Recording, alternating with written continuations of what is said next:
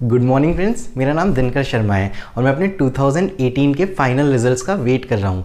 जाते जाते मैं आपसे अपने इंग्लिश पेपर को सॉल्व करने का तरीका डिस्कस करना चाहता हूँ और इस वीडियो सीरीज़ में मैं आपके साथ CGL, CHSL इन सब के जो पेपर्स हुए हैं, अभी मार्च में हुए हैं, प्रीवियस ईयर पेपर्स हैं, वो सारे ही डिस्कस करने वाला हूँ। क्योंकि आप लोगों में से बहुत लोग अच्छे हैं मैथ्स में और बहुत लोग अच्छे हैं GS में, मगर आपका सिलेक्शन रुक जाता है कई बार इंग्लिश की वजह से। तो मैं नहीं चाहता कि इंग्लिश कभी रास्ते में आपके हर्डल बने, तो इसलिए मैं आपके साथ अपना तरीका जो मैं पेपर सॉल्व करते हुए लगाता हूँ वो डिस्कस करना चाहता हूँ। और ये सारा तरीका आपका ट्राइड एंड टेस्टेड है, मतलब इस्तेमाल किया गया है और बहुत ज़्यादा इफेक्टिव है। आप ज़्यादा रूल्स के पीछे मत भागे करिए, क्योंकि आप रूल्स पढ़ते रहते हैं और एग्ज़ाम में जब रूल याद नहीं आता तो आप कंफ्यूज हो जाते हैं। उस चक्कर में आपका मोमेंटम और साइकोलॉजी डिस्टर्ब हो जाती है, जिसकी वजह से आपका स्कोर डिस्टर्ब हो जाता है।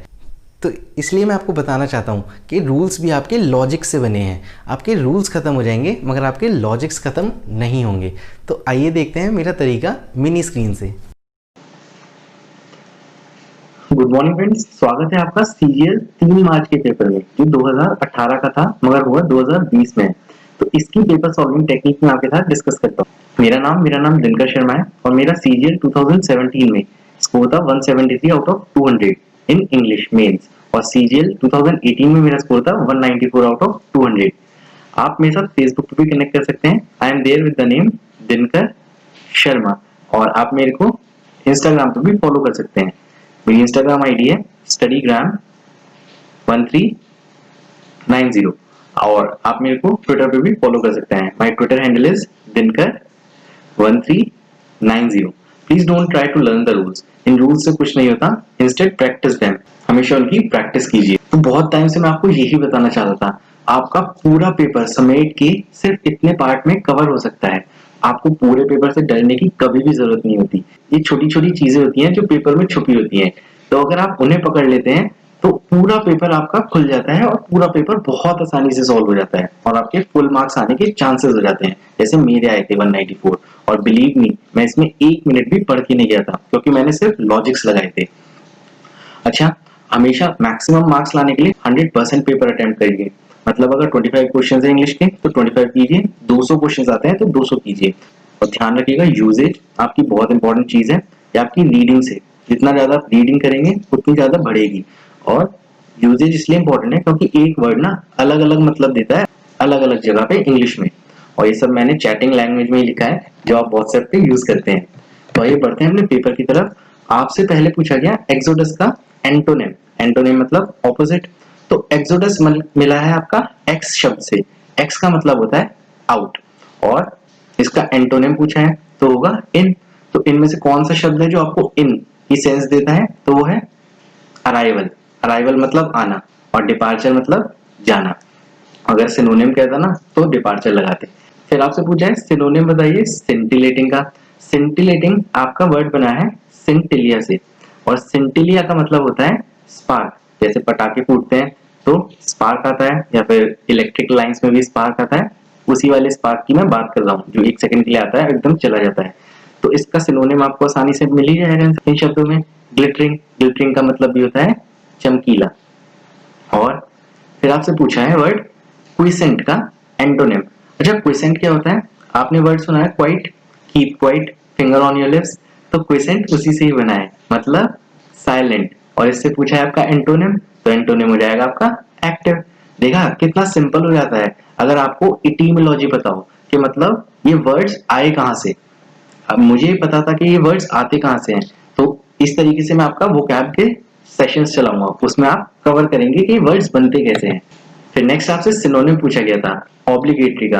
अच्छा, ऑब्लिगेटरी आपने कई बार सुना होगा कि उस बंदे को ऑब्लाइज कर दो या फिर उस इंसान को ऑब्लाइज कर दो। ऑब्लाइज मतलब उसे फेवर कर दो, और फेवर आप उसे ही करेंगे जो चीज इंपॉर्टेंट होगी। और इस जगह पर इंपॉर्टेंट आपका मैंडेटरी मतलब कंपलसरी, तो ऑब्लिगेटरी कंपलसरी। अच्छा, सॉन्ग संग एट अ ब्यूरियल। ध्यान रखिएगा ब्यूरियल कब होता है? डेथ पे। डी से डेथ और डी से डर्ज, इस तरह से आप याद भी रख सकते हैं इस वर्ड को। और मुझे एक्चुअल में सोनेट, हाइम और बेलार्ड के बारे में भी आइडिया था। ये आपकी टाइप्स ऑफ पोएम्स होती हैं। तो नेक्स्ट क्वेश्चन आपका तैयार हो जाता है something that can not be heard. जो चीज तुम्हें सुनाई नहीं दे सकती, इसका आंसर होगा इनऑडिबल, मतलब जो चीज आपको सुनाई नहीं दे सकती। आप समझ भी गए होंगे, ये आपका ऑडियो वर्ड से आया है। ऑडियो वीडियो आपने देखा भी होगा, कई बार लीड लगा दो ऑडियो वीडियो की टीवी में, जब पहले वीसीआर चलते थे। तो ये ऑडियो मतलब होता है साउंड और वीडियो मतलब होता है पिक्चर। तो नेक्स्ट क्वेश्चन आपका तैयार हो जाता है, टू टेक फ्रेंच लीव। अच्छा, एक होता है फ्रेंच लीव, एक होता है फ्रेंच बात। और जहाँ पे भी ये फ्रेंच वर्ड यूज होता है ना, तो फ्रेंच कल्चर में ना हर चीज बहुत सॉफ्ट होती है, तो आप उस तरीके से इसे याद भी रख सकते हैं। फ्रेंच लीव मतलब किसी को बिना बताए, बिल्कुल शांति से। फ्रेंच बात मतलब अपने ऊपर आपने बस छींटे मार लिए, तो उस तरीके से फ्रेंच बात। लीव विदाउट एनी इंटीमेशन मतलब किसी को बिल्कुल भी ना बताए। A hard nut to crack, ये तो आपको पता ही है। हार्ड नट टू क्रैक मतलब कोई नट जब तक बहुत कठोर हो जाता है, तो ऐसे इंसान भी होते हैं, कुछ इंसान ऐसे होते हैं जो पिघलते नहीं, या फिर कुछ सिचुएशन ऐसी होती हैं जिससे बाहर निकलना बहुत मुश्किल होता है, तो आपकी अ डिफिकल्ट प्रॉब्लम। फिर आते हैं आपके सेंटेंसेस। ये तो आपका वोकैब सेशन था।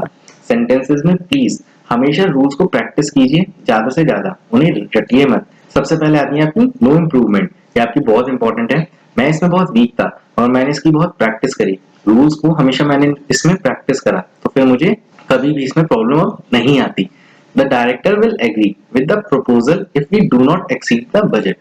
एरर है एग्री विद में। एग्री के साथ दो चीजें यूज होती हैं, एग्री विद या फिर agree to. Agree with someone मतलब किसी इंसान से एग्री करते हो, और किसी बात पे एग्री करते हो, एग्री टू समथिंग, तो आपका टू यूज होता है। तो यहाँ पर प्रपोजल है, ये कोई इंसान तो नहीं है, कोई बात है, तो एग्री टू द प्रपोजल। ऐसी I can swim very fast when I was only 5, इसमें तो आपका टेंस एरर है, क्योंकि यहाँ पर जब वो 5 साल का था तब अच्छे से स्विम कर पाता था, तो कैन का कुड होगा। The manager keeps the work pending, ये आपका एक्टिव है, तो इसमें टेंस चेंज नहीं होता, तो the manager keeps the work pending मतलब प्रेजेंट टेंस है, तो इसमें प्रेजेंट टेंस में ही आंसर होगा। तो work is kept pending by the manager. Has been नहीं होगा क्योंकि यहाँ पर सिंपल प्रेजेंट यूज हुआ है। और बीइंग कब यूज होता है, जब वर्ब में आईएनजी होता है। तो नेक्स्ट क्वेश्चन आपका तैयार हो जाता है, इसमें भी आपकी एरर बतानी है। One of the boys from our school have been selected for national badminton championship, तो इसमें एरर है हैव बीन। आप ध्यान रखिएगा, वन ऑफ द के बाद बॉयज प्लूरल आता है और इसकी वर्ब होती है सिंगुलर, तो यहाँ पर हैज आएगा। क्यों? क्योंकि एक ग्रुप में से किसी एक बच्चे की बात हो रही है, तो इसलिए सब्जेक्ट तो आ गया प्लूरल बॉयज, और किसी एक की बात हो रही है तो वर्ब आएगी सिंगुलर, इसलिए हैज। तो नेक्स्ट क्वेश्चन आपका तैयार हो जाता है, we must help to the homeless and physically disabled people. तो हेल्प आपकी रेंडर की जाती है। रेंडर आपका दो वर्ड से मिलकर बना है, री और डेयर।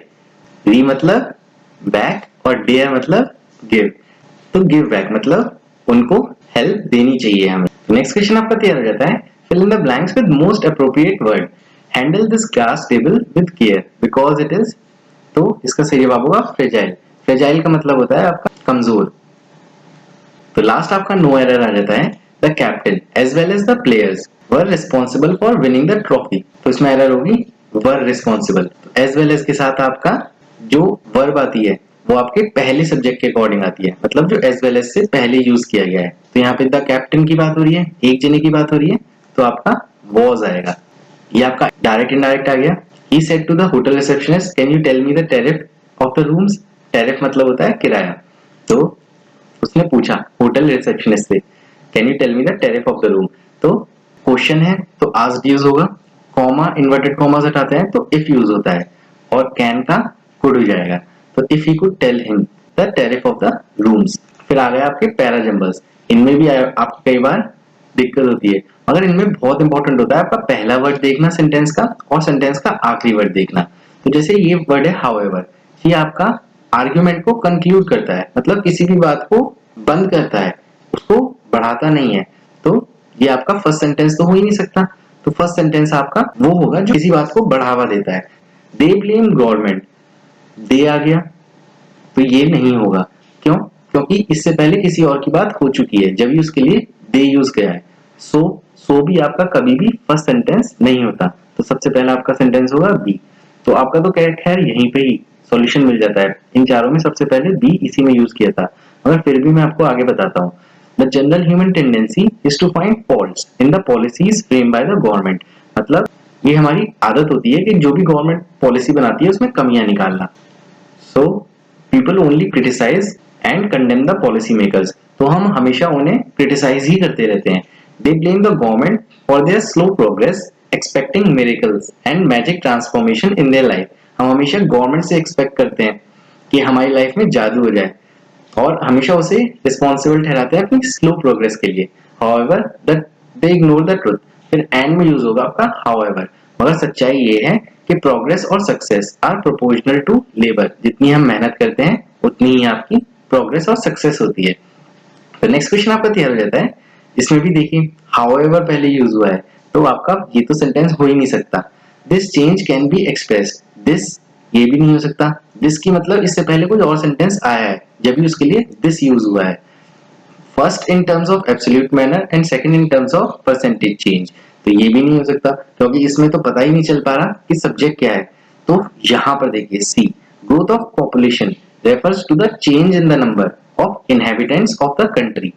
तो ये आपका आर्गुमेंट बिल्डर है और यही आपका फर्स्ट सेंटेंस होगा। This change can be expressed in two ways.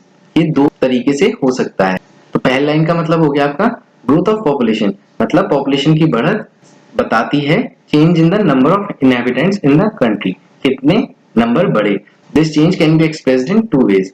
ये चेंज दो तरीके से एक्सप्रेस किया जा सकता है। पहला in terms of absolute numbers कि आप पूरे पूरे आंकड़े दे दें, और दूसरा परसेंटेज कि इतने परसेंटेज हमारी पॉपुलेशन बढ़ गई। However, the rate of population increases is another factor to consider। मतलब कितनी तीव्रता से बढ़ रही है ये भी एक अलग फैक्टर है पॉपुलेशन बढ़त में। तो आपका सबसे पहले सी, फिर उसके बाद दो तरीके से बताया है, फिर कौन कौन से दो तरीके हैं उन्हें बताया है, और फिर ए एंड में। तो C B D A. Last में आ जाता है आपका कॉम्प्रिहेंशन। इसमें आपको हमेशा सेंट्रल आइडिया ढूंढना होता है। तो आइए ढूंढते हैं central idea. Communication plays a role in the overall development of man. It can be learned by our efforts. Today's success in our professional life depends on our read, write and speak well, which result in effective communication। तो पूरा communication के ऊपर ही paragraph है। तो आपका पहली line ही आपका central idea बनी है। Communication plays role in the overall development of man. तो आइए देखते हैं। ये हमने सेंट्रल आइडिया तो पकड़ लिया। प्लेज अ वाइटल रोल, हमेशा महत्वपूर्ण रोल प्ले करती है। लाइफलेस तो बेजान हो गया, और टोटल सारा रोल थोड़ी प्ले करती है, बहुत महत्वपूर्ण रोल प्ले करती है। और बेटर, ये तो आपकी कंपैरेटिव डिग्री है तो ये तो यूज होगी ही नहीं। आगे बढ़ते हैं। तो it can be learn by our dash efforts. Contradictory तो मतलब एक दूसरे की बात काटना, तो एफर्ट्स ऐसी तो होनी नहीं चाहिए जो एक दूसरे की बात काटें। अनक्लियर ये भी नहीं हो सकती, क्योंकि कोई भी चीज अगर अनक्लियर होगी तो हम सीखेंगे क्या। तो एफर्ट्स कभी इंपॉर्टेंट नहीं होती। एफर्ट्स आपकी हमेशा तो कॉन्शियस होती है, मतलब कि आप कितने सचेत रह के एफर्ट्स कर रहे हैं। Today success in our professional life depends on our read, write and speak well which results in effective communication. अच्छा, एक बात मैं और भी आपको बताना भूल गया। हमेशा क्लोज टेस्ट को आप फिल इन द ब्लैंक्स के साथ, यानी बिना आंसर्स के एक बार पढ़ के देखिए, जिससे आपको पूरी सेंस भी मिल जाती है क्लोज टेस्ट की। तो read, right, speak well which results in effective communication. तो ये सब आपकी क्वालिटी ही तो है जो आपकी इफेक्टिव कम्युनिकेशन बनाती हैं। तो आपकी एबिलिटी, इन चारों में वर्ड यूज होगा। Barriers dash communication hinders the communication process. तो बैरियर्स टू कम्युनिकेशन, अगर कम्युनिकेशन में बैरियर लगेंगे तो आपकी कम्युनिकेशन प्रोसेस हिंडर होगा। It is very important to dash these barrier so that the transmission of the message can be smooth. तो it is very important to overcome. हमेशा अपनी problem को ओवरकम किया जाता है। तो ये थे आपका क्लोज टेस्ट। तो लास्ट था आपका स्पेलिंग। स्पेलिंग में आपका प्रोनाउंसिएशन, किस तरह से आप वर्ड को प्रोनाउंस करते हैं। सरकाज़म, आपका क्लियरली आपको पता लग रहा है कि सरकाज़म में सारी स्पेलिंग आपकी आर बी काज़म भी पूरा यूज हुआ है। ये था आपका सीजीएल का पेपर। आपका वैसे मेंस भी आ रहा है सीजीएल का, और वो एक्सपेक्टेड है। वैसे तो होने वाला था वो जून लास्ट वीक में, मगर एक्सपेक्टेड है वो अक्टूबर में होने की चांसेस हैं उसके। और वैसे आपका मेंस में स्कोर एवरेज माना जाता है 130 to 160, और आपको वोकैबुलरी बिल्ड करने में मिनिमम 2 मंथ्स लगेंगे। और उसकी मैं आपकी एक सीरीज भी अपलोड करूंगा 30 वीडियोस की, जिसमें आपके कम से कम 1,500-2 हजार वर्ड्स हैं, और उसी से जुड़ते हुए आपके और वर्ड्स बनते हैं। आपका रीडिंग मिनिमम 15 दिन में स्टार्ट हो जाती है अच्छी स्पीड की। अगर आप डेली न्यूज़पेपर पढ़ते हैं। You can achieve 150 score easily.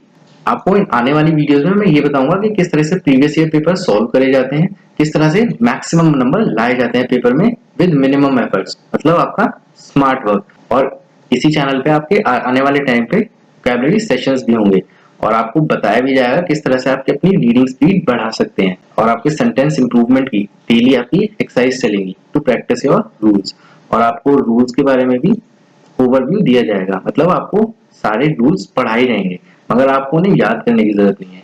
अपनी एक्सपीरियंस और स्ट्रैटेजी में मैं आपके साथ शेयर करूंगा और इस चैनल पे आपके डेली करंट अफेयर्स भी पढ़ाए जाते हैं और करंट अफेयर्स से आपका मैक्सिमम पेपर बनता है आजकल। तो दिस वाज ऑल, ये थे आपका paper solving technique for CGL। So if you like the video, please share it among your friends and subscribe to my channel. Thank you.